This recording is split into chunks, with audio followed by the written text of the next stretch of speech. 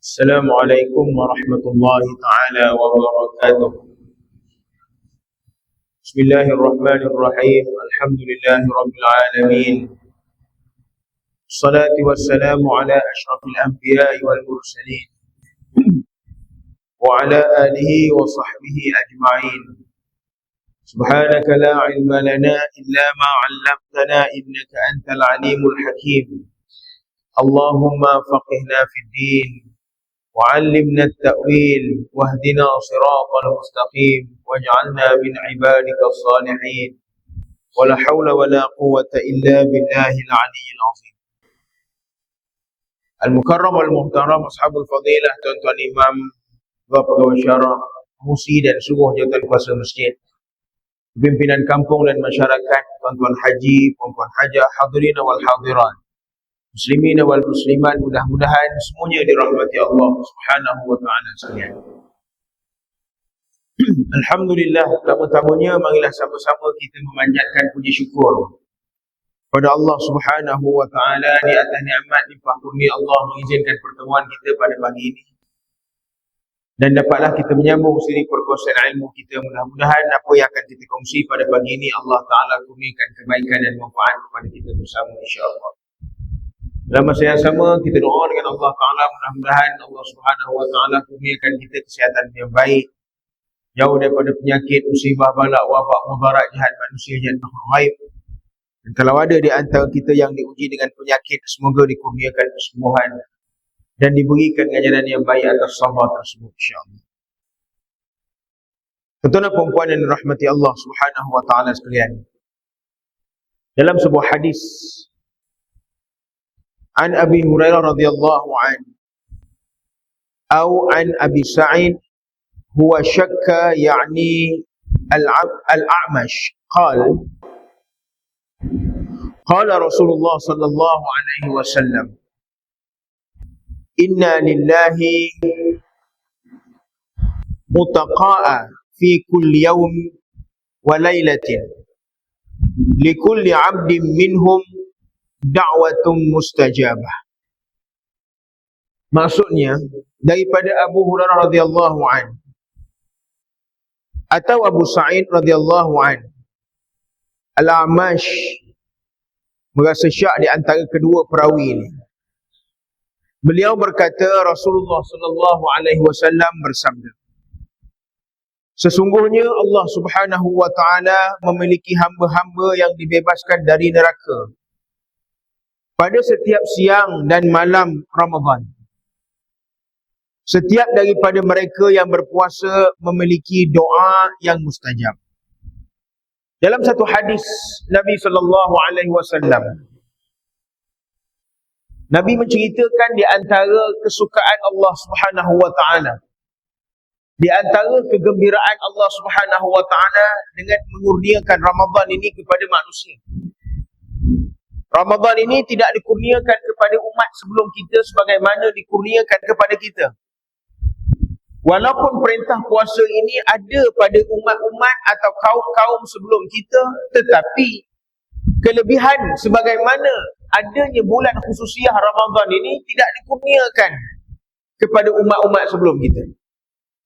Sebab itu saya sebut dengan tuan-tuan beberapa kali sebelum ini, Allah Subhanahu wa taala menurunkan Al-Quran dalam satu, ialah kita cerita Al-Quran itu dia sharp and short, dia tepat, dia padat dan dia ringkas.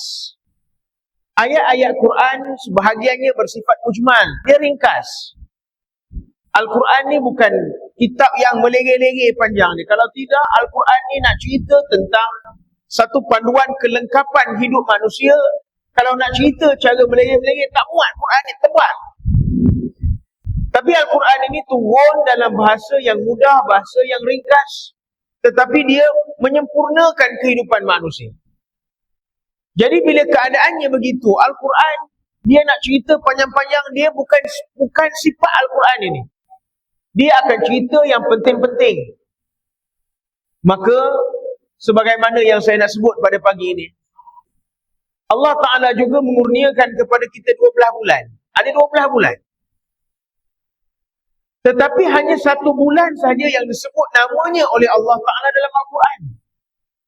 Bulan Muharram Tuhan tak sebut nama dalam Quran. Bulan Sya'ban Tuhan tak sebut nama dalam Quran. Bulan Rejab Tuhan tak sebut nama dalam Quran. Tapi Tuhan sebut nama Ramadan dalam Al-Quran. Tuhan sebut nama Ramadan. Walaupun sekali Tuhan sebut, tapi Tuhan sebut.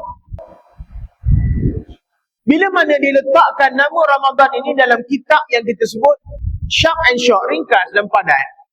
Apa maknanya tuan-tuan? Makna dia, Ramadan ini merupakan satu benda yang mustahak, yang penting, sehingga disebut oleh Allah Ta'ala dalam Al-Quran. Tidak dikurniakan kepada umat-umat sebelum kita, dikurniakan kepada kita. Maka kita telah dikurniakan kelebihan itu dan kita sampai bulan Ramadan. Bila kita sampai pada bulan Ramadan ni tuan-tuan, apa yang kita nak tahu? Di antara Ramadan itu, kata Nabi SAW, kesukaan Tuhan. Allah Ta'ala kata dia apa? Membebaskan hamba-hamba daripada neraka. Sebab itu saya sebut di awal-awal lah itu. Bila mana masuk bulan Ramadan, ditutup pintu neraka. Apa makna tutup pintu neraka? Apa yang kita faham dengan tutup pintu neraka ini? Supaya kita excited masuk Ramadan, supaya kita excited nak buat ibadat di bulan Ramadan. Kenapa tuan-tuan? Kerana Allah Ta'ala nak tunjuk pada kita bulan Ramadan ni, Allah Ta'ala nak beri baik semua. Tuhan nak beri baik semua. Sebab itu orang buat ibadat wajib, Tuhan bayar berganda-ganda sampai 700 kali ganda. Orang buat ibadat sunat dia buat. Dia masuk masjid, dia sembahyang sunat tahiyatul masjid sebagai contoh. Dia sedekah. Dia berikan senyuman pada orang, memberi kegembiraan kepada orang dengan muka manis pun cukuplah kita sebut Amalan sunat Tuhan bayar macam buat amalan wajib di bulan lain. Ni nak cerita tuan-tuan, Ramadan inilah satu-satu bulan yang kita ada. Dan disebut dalam hadis Nabi kata apa? Bukan itu saja, Allah Ta'ala excited, gembira, teruja, membebaskan hamba-hamba ciptaan dia, makhluk-makhluk ciptaan dia daripada neraka. Ni dia. Bukan ada waktu-waktu tertentu, siang dan malam, 24 jam. Kalaulah selama ini tuan-tuan, kita melihat amalan kita dengan kekurangan. Dahlah amalan tu kurang, yang buat pula tak tahu terima tak terima. Ya, buat amalan dah kurang. Yang kita buat pun kita tak tahu Tuhan beri pahala ke tidak. Sudah tentulah kita bimbang amalan kita ini boleh memberi kita keselamatan daripada api neraka. Kita bimbang amalan kita ni boleh beri tak selamat kita daripada api neraka. Maka Allah Ta'ala sebut Ramadan siang dan malam 24 jam. Allah Ta'ala bersedia membebaskan hamba-hamba dia yang hidup di bulan Ramadan, beribadat di bulan Ramadan dengan keimanan dan mengharap hisab pahala oleh Allah Ta'ala. Tuhan bersedia mengampunkan.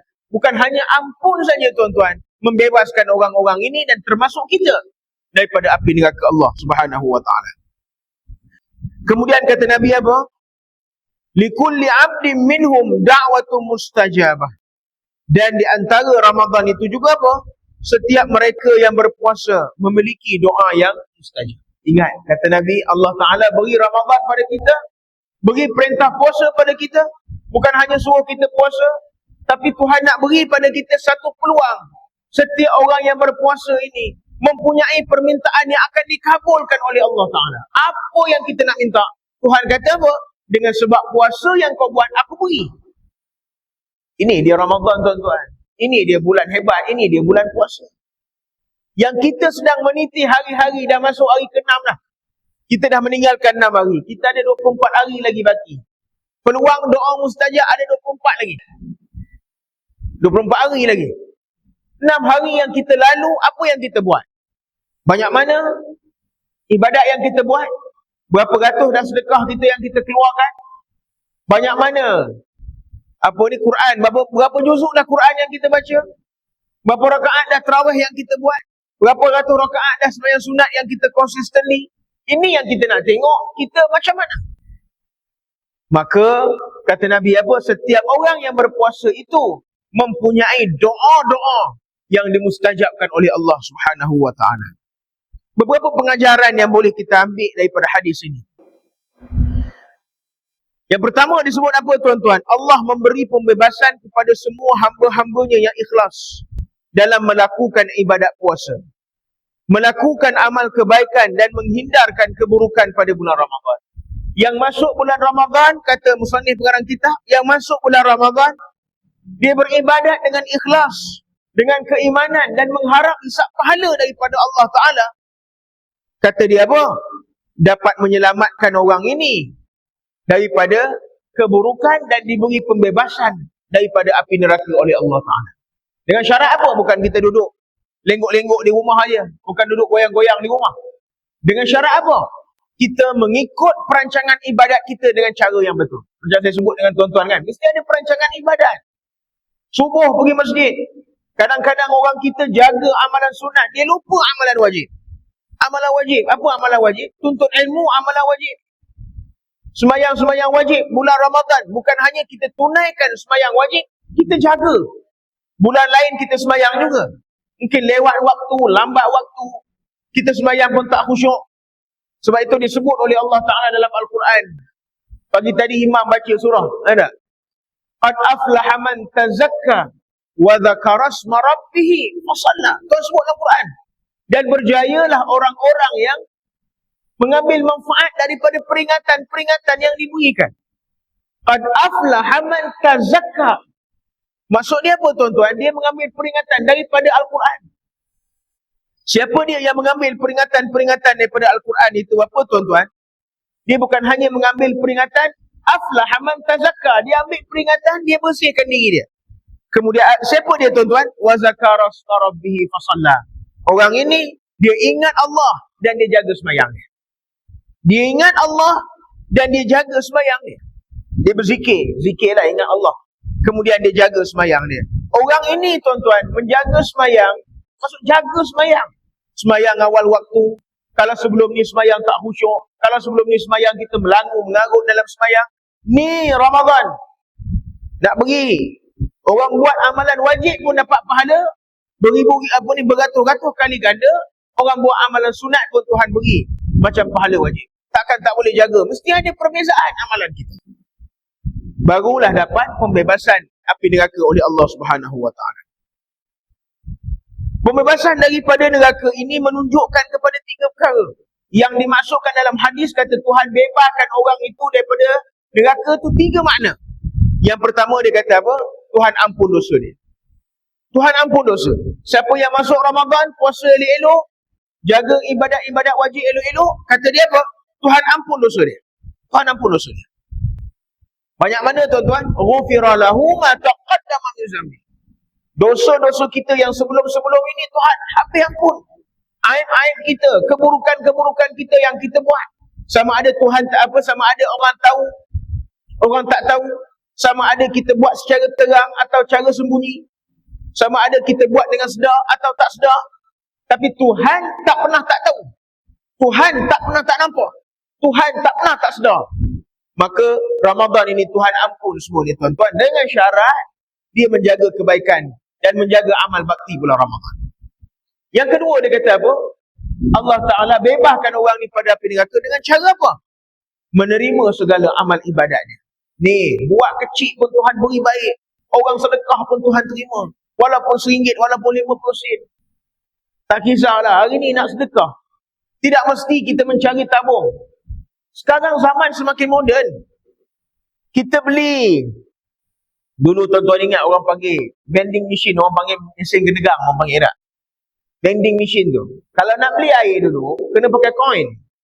Apa ni? Duit shilling. Walaupun kita ada duit kertas, nak beli tu kena pakai duit koin. Duit shilling. Mengkelang kelibut cari duit shilling, tukar nak shilling. Baru dapat beli air.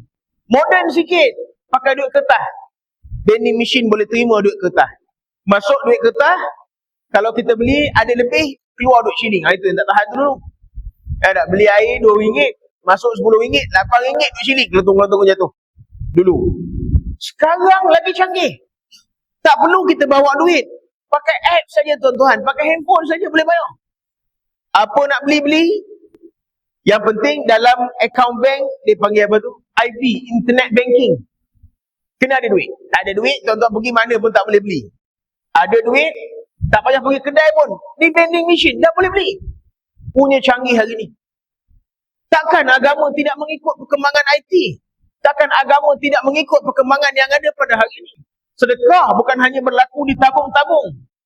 Tak, kita kata itu cara tradisional. Hari ni pun masih lagi dia guna pakai cara tradisional ni. Tapi kalau kita tak dapat ialah kadang-kadang kita tak jumpa tabung satu.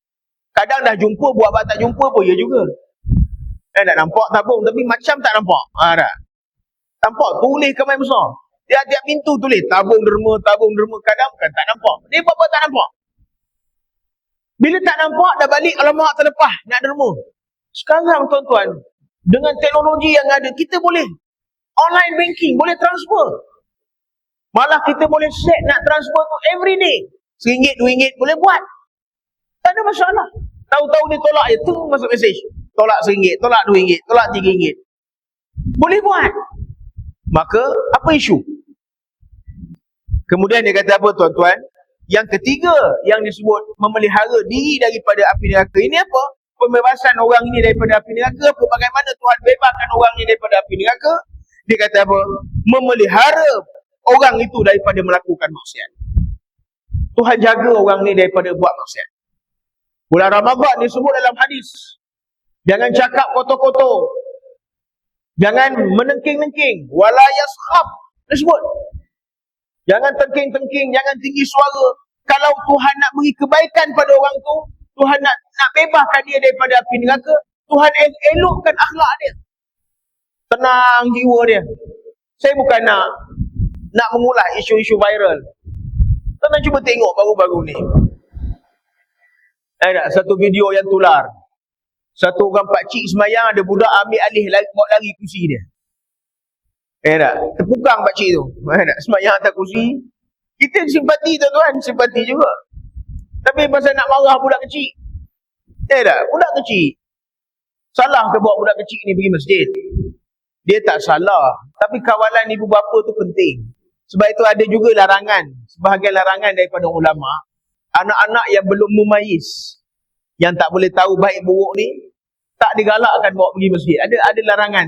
Ada juga ulama yang kata budak-budak yang terlalu kecil yang tidak mumayyiz, dia kata tak digalakkan bawa pergi masjid. Macam tu lah, macam kes tadi lah.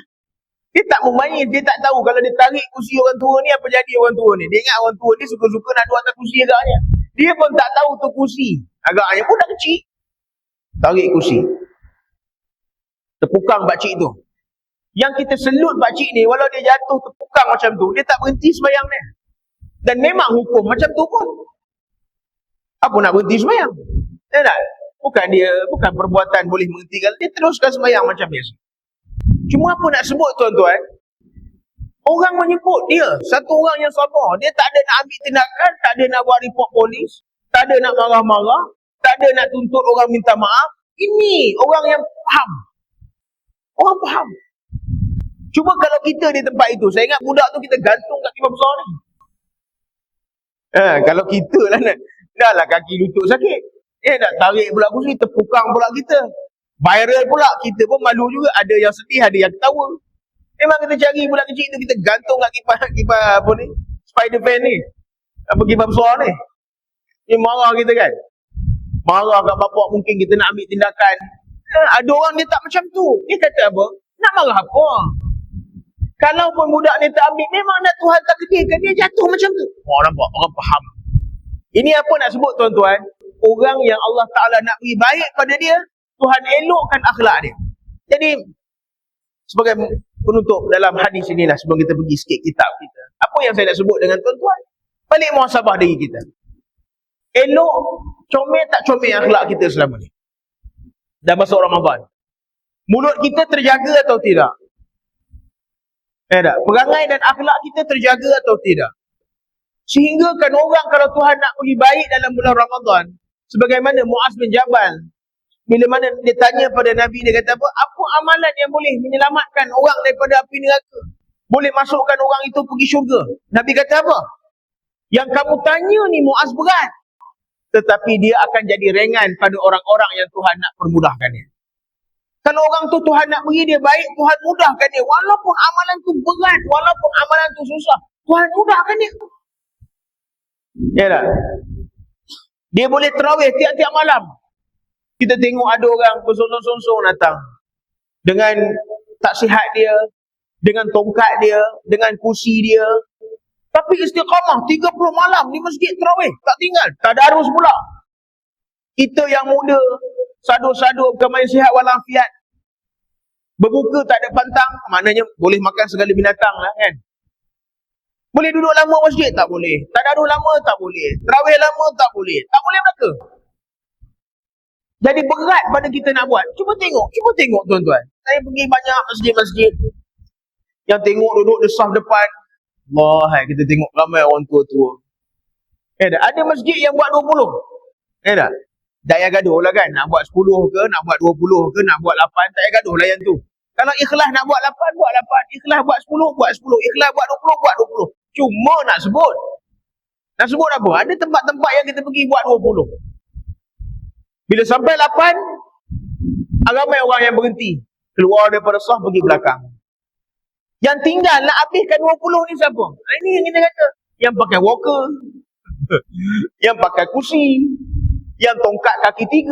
Macam-macam. Yang kita tengok ni tuan-tuan. Kalau kita tolak repah tak bangun sendiri, memang kena orang tolong. Tak? Tapi maintain. Tak berat pada dia. Yang sihat-sihat, yang berkepak-kepak, yang boleh jalan kaki, boleh berdiri kaki sebelah pun boleh. Ini hebat lagi. Tu buat 20 tak mampu. 8 ni. Nak cerita apa tuan-tuan?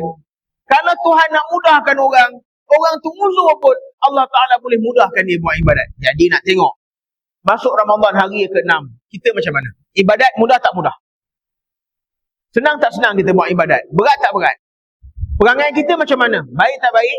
Mulut kita macam mana? Elok tak elok? Kita ringan tak nak buat kebaikan? Kita sedekah, kita mari saru kepala ke lepas sedekah? Ataupun kita excited nak jumpa hari esok puasa? Ataupun ada yang dah excited, dah kira dah berapa hari lagi baki puasa untuk sambut raya. Itu lagi dahsyat. Itu lagi dahsyat. Dia tanda kalender dia bukan excited nak menghabiskan puasa, excited nak habis puasa sebab nak raya. Oh, lagi dahsyat ni. Ni ada orang buat kerja macam tu. Tak sabar nak keluar bulan Ramadan ni. Tak sabar. Sedangkan kita kalau boleh biarlah detik waktu, detik jam itu bergerak perlahan. Supaya kita lebih lama dalam bulan Ramadan kan.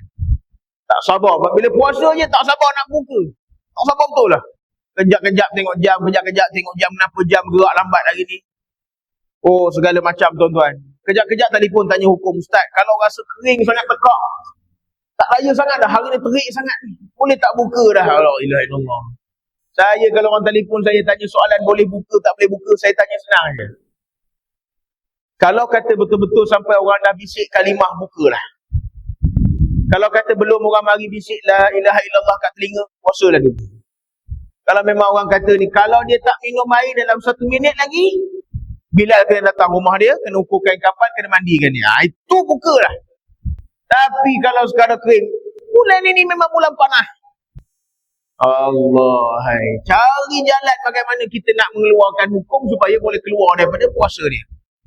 Jawapan tak boleh. Apa yang payah sangat yang kita rasa kering tekak? Tuan-tuan, orang mengeluh, kenapa lah puasa tahun ni jatuh bulan musim panas?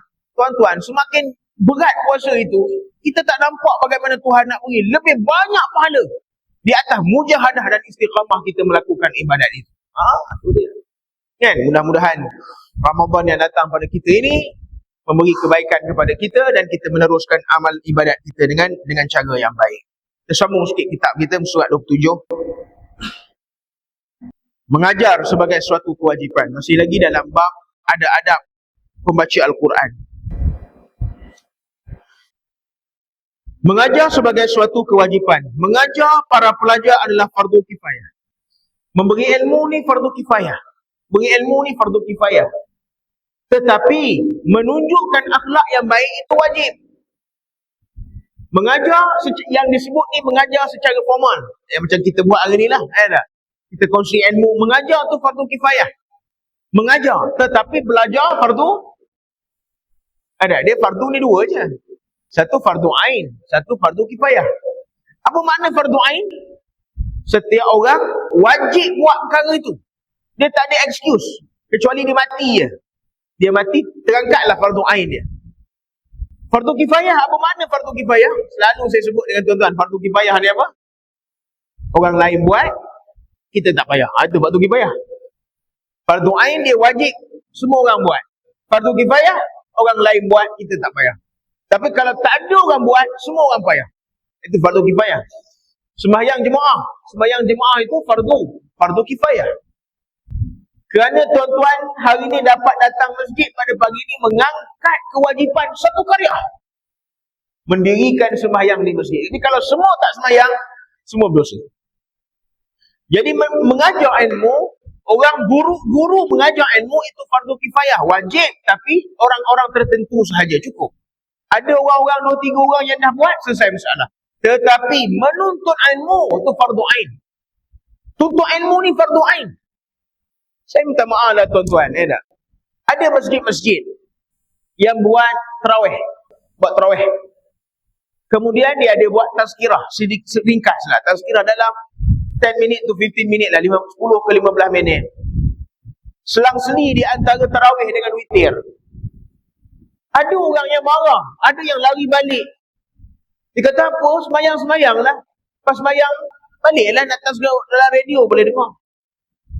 Saya kata apa?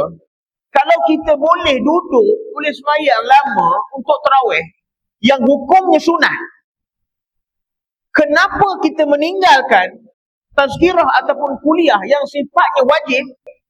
Kita boleh tinggalkan. Kenapa? Tuntut ilmu tu wajib. Talabul ilmi fariidatun ala kulli muslim. Nabi sebut hadis. Menuntut ilmu tu wajib. Ada 10 minit, 15 minit. Banyaklah yang buat. Banyak masjid-masjid yang buat hari ni kan. Ini surau saya pun, walaupun imam lain dia jadi imam, memang kita buat. Beritahu imam, kita jemput imam luar lah. Misalnya kita jemput imam-imam ni lah, imam tafiz. Kita kata apa? Di antara tarawih dengan witir. Ataupun ada masjid yang buat lepas witir tu dia buat tazkirah. Macam sekarang, takaruk. Ihya Ramadan. Orang boleh tunggu sampai witir, bila takaruk, orang balik. Tak faham saya kenapa. Tak faham. Tarawih itu sunat. Baguslah jaga sunat ni, pasal sunat ni special. Hanya ada di bulan Ramadan. Tapi menuntut ilmu, takaruk itu wajib. Sebab menuntut ilmu tu wajib. Kenapa tinggalkan yang wajib? Yang sunat tadi konsisten, maintain. Duduklah sekejap, apa salahnya? Duduk sekejap, apa salah dia kan? Jika tidak ada orang yang layak mengajar, melainkan seorang, maka dia wajib mengajar. Jika ada suatu kumpulan manusia yang mempunyai seorang yang layak mengajar, namun semuanya enggan mengajar, maka mereka berdosa. Apa yang disebut ni tuan-tuan ni? Nak cerita sikit.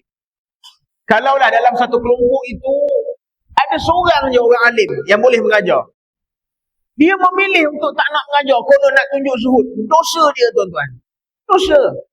Sebab itu saya sebut dengan tuan-tuan, bukan hanya dalam konteks kita mengajar. Sama juga macam jadi imam. Katalah hari tu imam dua-dua ada masyaqqah, ada kesulitan kan, ada masyaqqah. Tak dapat datang. Tiga-tiga imam tak dapat datang contohnya. Ada orang yang ketika itu ada jemaah yang bacaan dia bagus. Dia tahu, dia okey, dia tahu. Kita tahulah tuan-tuan kita macam mana.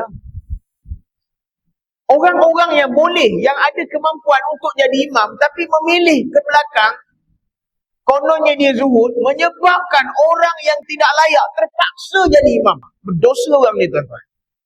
Dosa. Saya jawab je, saya cakap tegak-tegak je pagi ni. Dia selalu macam tu. Kita tahu dia bagus, kita kata, minta tolonglah, imam tak dapat hadir ni, imam ada khusus contohnya. Tak tolong haji naik, tak ada, AJK lah naik. Arahkan macam tu.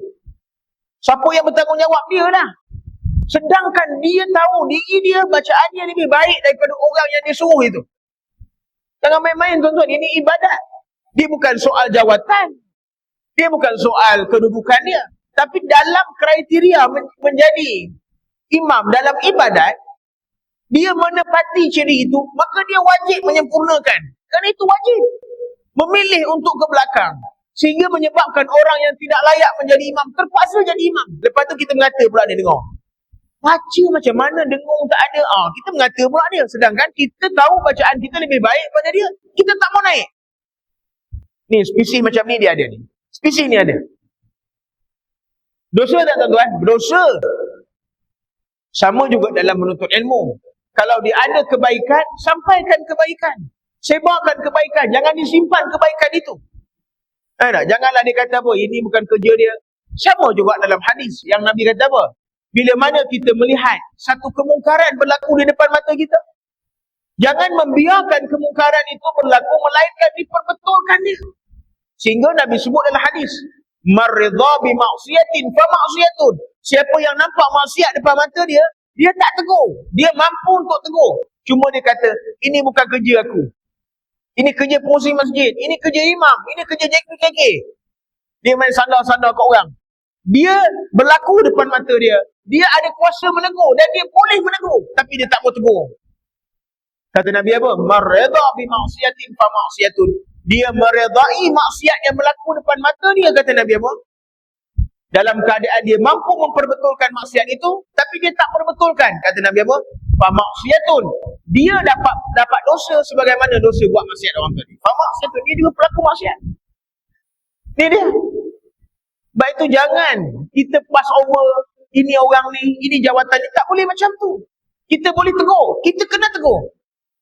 Dalam kita menjaga agama, kita dibenci oleh orang. Apa kita peduli tuan-tuan? Dalam kita menjaga agama. Sebab itu dalam masyaqqah, dalam apa ni, kita menjaga maqasid, yang pertama jaga agama dulu. Agama. Kalau kita dibenci oleh orang kerana menjaga agama, biarlah 1000 orang membenci kita kerana agama. Jangan Tuhan membenci kita kerana kita menjaga tengkolok 1000 orang yang lawan agama. Buat apa? Cakap benda baik, memang orang tak suka. Orang main nombor ekor, kita pergi tegur dia. Orang main nombor ekor, kita pergi tegur dia. Kita datang seorang, yang main tu 12 orang. Menang ke kita seorang tuan-tuan? Ujung dia kata, kau tak main, kau pergi berambus dia. Ujung dia lah sekali. Tak apalah, kita dah tegur. Yang penting kita dah tegur. Supaya kalau Tuhan tanya kita, apa yang kita buat dengan kemampuan kita untuk memperbetulkan maksiat depan mata kita?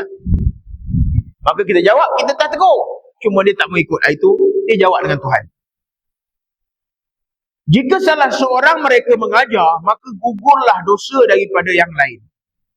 Dia kata apa? Kalau ramai pula di kampung itu ataupun di qaryah itu ramai orang-orang alim yang boleh mengajar, cukuplah seorang dia yang mengajar, ataupun cukuplah segelintir yang tertentu saja mengajar. Macam kita lah.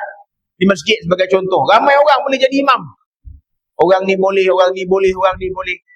Takkanlah semua orang ni nak jadi imam lah ke? Dah lepas sembahyang satu grup, imam ni pula tak payah macam tu.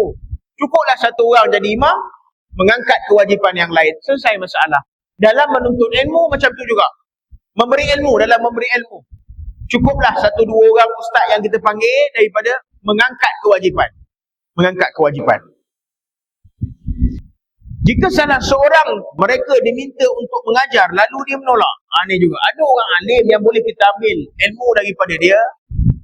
Kita minta dia mengajar, tapi dia tak nak.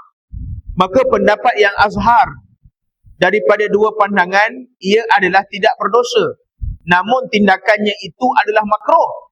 Sekiranya dia tidak mempunyai keuzuran. Ingat ni, orang-orang yang ada ilmu ni, kalau orang minta nasihat pada kita, kita boleh memberi nasihat yang baik. Yalah, kita kata dah ramai orang yang boleh beri nasihat, tapi orang minta dengan kita. Orang telefon kita. Ustaz ni macam mana ni? Ni macam mana ni? Kalau benda tu dalam pengetahuan kita, kalau dia luar pada mampu kita, janganlah kan. Tapi kalau dalam pengetahuan kita, kita ada sedikit ilmu tentang perkara itu, kena perbetulkan, kena beritahu orang. Kena beritahu. Tapi kalau kita tak beritahu, kita kata kau pergi tanya imam lah. Tanya imam. Dosa tak kita tuan-tuan? Tak berdosa. Sebab memang ada orang yang entitled, yang layak. Cuma dia kata, orang macam ni makruh perbuatan ni. Makruh. Kalau dia tak ada keuzuran. Kalau dia jawab persoalan tu, apa masalah dia? Kalau dia jawab. Ada orang macam tu kan, kita kata, nak minta tanya pandangan sikit lah. Boleh tak saya nak tanya sikit pandangan hukum? Dia kata, tanya imam lah, saya tak berani pun. Berilah pandangan dulu. Awak ada ilmu sikit, beri pandangan. Kalau tak beri pandangan, tak berdosa. Tapi ingat, perbuatan itu makruh. Berilah apa yang kedekut sangat tuan-tuan. Dia kata, nanti kan saya jawab lain dengan apa yang orang lain jawab. Dalam bab fiqh, jangan gaduh lah tuan-tuan. Sebagai orang awam lah kita ni kan. Kita tanya, kita ada satu masalah fiqh tentang ibadat, tentang hukum-hukum ibadat. Satu soalan ditanya kepada 10 guru, dia boleh datang dengan 10 jawapan yang berbeza. Ini kena faham, itu adab. Maka ingat, jadi tuan-tuan tak salah kalau kita ada sedikit pengetahuan, kita berkongsi dengan masyarakat. Sebab itu Nabi sebut apa tuan-tuan? Balighu anni walau ayat. Sampaikan daripada aku walau satu ayat. Kamu ada ilmu, satu kebaikan yang boleh kamu share dengan orang, share dengan orang. Kamu tengok kemungkaran yang kamu kena perbetulkan, kamu memilih untuk mendiamkan diri, sedangkan kamu boleh memperbetulkan. Kata Nabi apa? Akhirat esok, orang macam ni Allah Ta'ala kekang mulut dia dengan kekang api neraka. Ingat, tuan-tuan ada ilmu sedikit, boleh melihat kemungkaran, boleh memperbetulkan kemungkaran, tetapi kita mengambil langkah mendiamkan diri, tak mau campur. Kononnya zuhud, dia tak faham makna zuhud tu apa, dia tak mau campur. Orang ajak buat kebaikan, orang ajak nasihat orang suruh cakap benda-benda yang baik, dia tak mau terlibat. Dia mengambil langkah bersuluk contohnya dah. Dia buat amal untuk diri dia je. Kata Nabi apa? Orang macam ni, dia mampu untuk memperbetulkan, dia mampu untuk menegur orang supaya orang jadi baik, tapi dia memilih untuk diam, kata Nabi. Akhirat esok, Tuhan kekang mulut dia dengan kekang api neraka. Ini dia. Kita dalam kampung nampak kemungkaran-kemungkaran, sebarkan kebaikan. Ini bulan Ramadan. Jangan kita kata ini kerja orang ni, ini kerja orang ni. Kita sama-sama sebarkan kebaikan. Apa kebaikan yang boleh kita tunjukkan? Sebarkan kebaikan bukan hanya dengan kata-kata. Tunjuk akhlak yang baik. Ni. Tunjuk akhlak yang baik.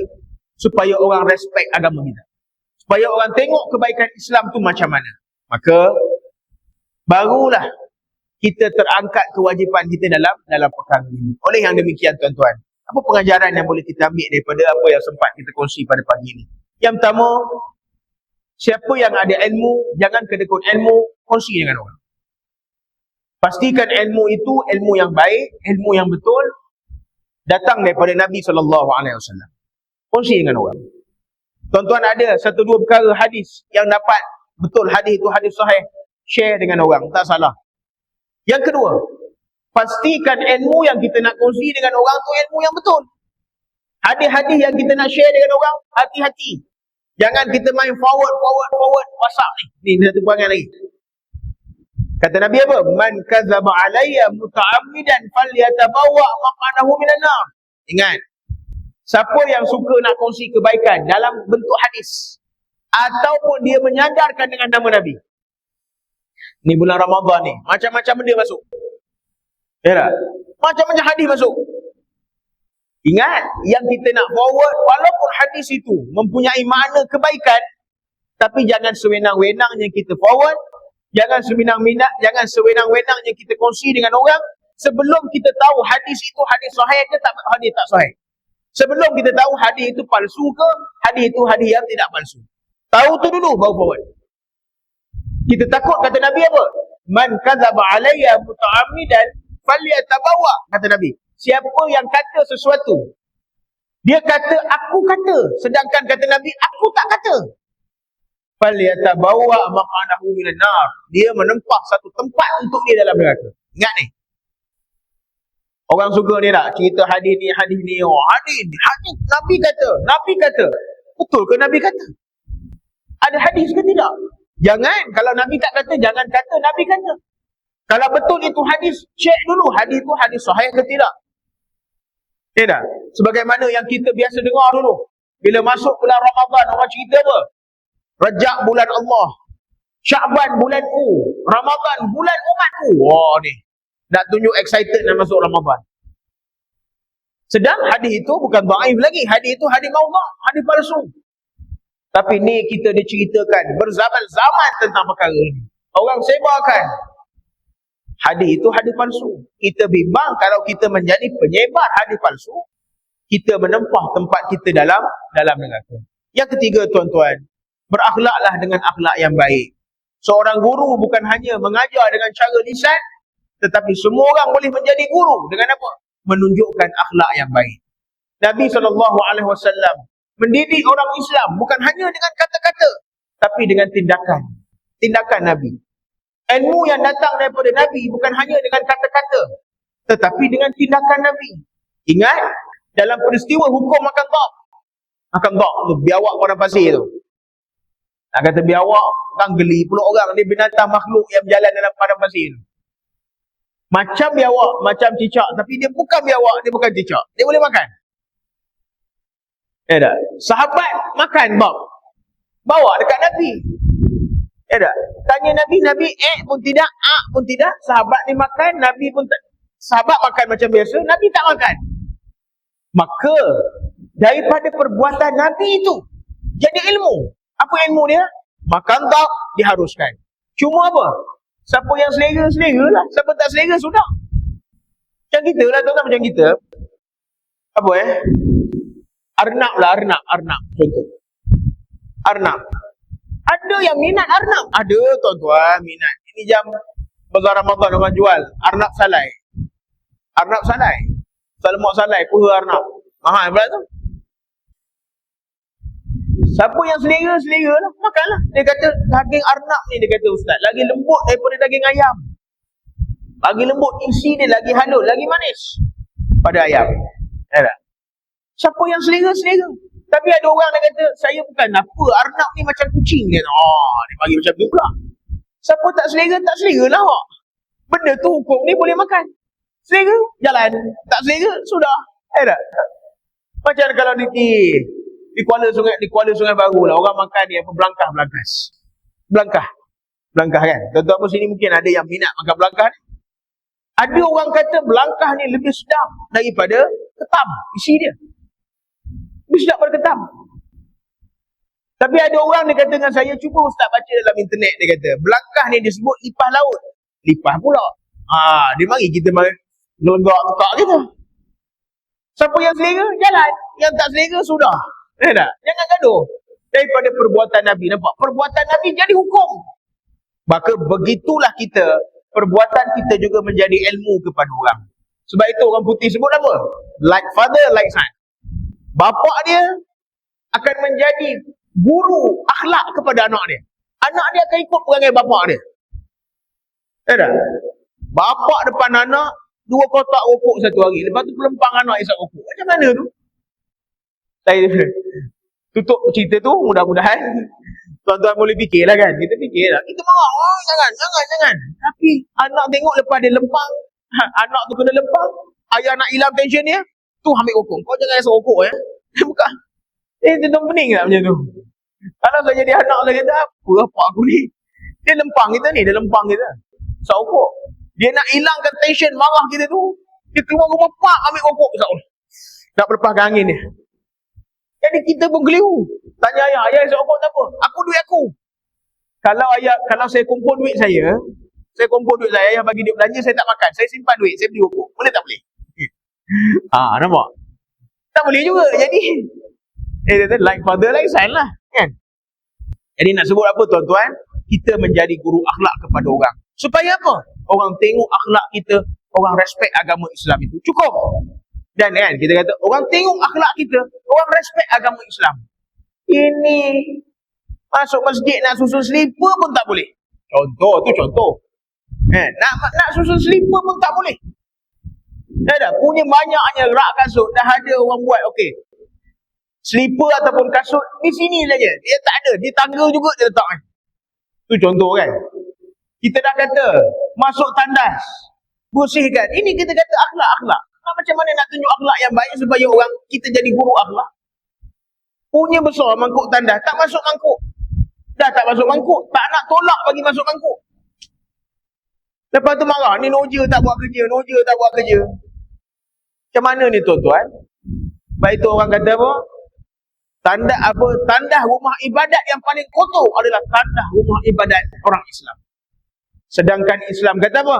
An-nazafatu minal iman. Kebersihan sebahagian daripada iman. Agama kita mendahului, tapi pada amalan hancur kita. Jadi mudah-mudahan kita menjadi guru dengan akhlak yang baik, orang boleh terikut kita dengan akhlak yang baik. Mudah-mudahan Allah Subhanahu wa taala mengampun dosa kita dan Allah taala menggunakan kebaikan kepada guru-guru kita dan kepada orang-orang yang boleh menjadi role model kepada kita, insya-Allah. Allahu alam. Kita berhenti dulu setakat ini. Mudah-mudahan apa yang kita sempat kongsi pada pagi ini Allah Subhanahu wa taala beri baik pada kita. Yang baik semuanya daripada Allah. Yang tidak baik itu kelemahan, kejahilan, kedhaifan diri saya sendiri. Qul qawli hadza wa nastaghfirullahal azim li wa lakum. A'udzu billahi minasyaitonir rajim. Bismillahirrahmanirrahim. Alhamdulillahirabbil alamin wassalatu wassalamu ala asyrafil anbiya'i wal mursalin sayyidina Muhammadin wa ala alihi wa sahbihi ajma'in. Allahumma anfa'na bima 'allamtana wa 'allimna ma yanfa'una wa zidna 'ilma. Allahumma ij'al jam'ana jam'an marhuma wa tafarruqana min ba'dihi tafarruqan ma'suma. ولا تجعل اللهم فينا ولا معنا ولا يتبعنا شقيا ولا محروما ولا مطرودا. بارك اللهم لنا في شهر رمضان. بارك اللهم لنا في شهر رمضان. بارك اللهم لنا في شهر رمضان وارزقنا ليلة القدر. اللهم انصر الإسلام والمسلمين والمجاهدين والمظلومين والمستضعفين في فلسطين وفي غزة وفي كل مكان وفي كل أرض وفي كل زمان يحارب فيها الإسلام، وارفع راية الإسلام على العالمين. اللهم افعل بجنود إسرائيل الظالمين المعتدين المتكبرين وأشياعهم وناصرهم كما فعل بأصحاب الفيل بحق قولك ترميهم بحجارة من سجيل فجعلهم كعصف مأكول. اللهم ربنا آتنا في الدنيا حسنة وفي الآخرة حسنة وقنا عذاب النار. اللهم ربنا تقبل منا دعاءنا وحاجاتنا وصيامنا وصلاتنا إنك أنت السميع العليم وتب علينا يا مولانا إنك أنت التواب الرحيم. إلهنا دعواهم فيها سبحانك اللهم وتحياتهم فيها سلام وآخر دعواهم أن الحمد لله رب العالمين. تقبل الله منا ومنكم. Tutup majlis kita dengan tasbih kafarah dan salatul asy. Assalamualaikum warahmatullahi wabarakatuh. Subhanallah. العصر إن الإنسان لفي خسر إلا الذين آمنوا وعملوا الصالحات وتواصوا بالحق وتواصوا بالصبر.